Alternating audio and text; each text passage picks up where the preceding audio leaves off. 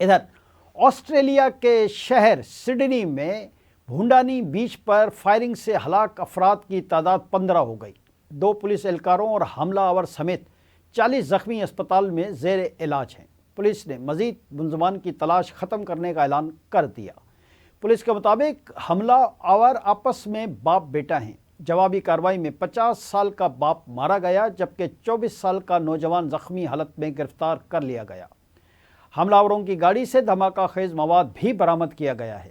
آسٹریلوی اور برطانوی میڈیا کے مطابق ایک حملہ آور کی شناخت سڈنی کے رہائشی نوید اکرم کے نام سے ہوئی ہے۔ سڈنی میں ایک حملہ آور کو احمد نامی مسلمان شخص نے دبوچ کر گرایا۔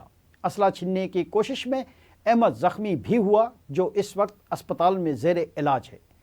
حملہ آور کو دبوچ کر یہودیوں کا جانی نقصان کم کرنے والے احمد کی حالت خطرے سے باہر بتائی جاتی ہے۔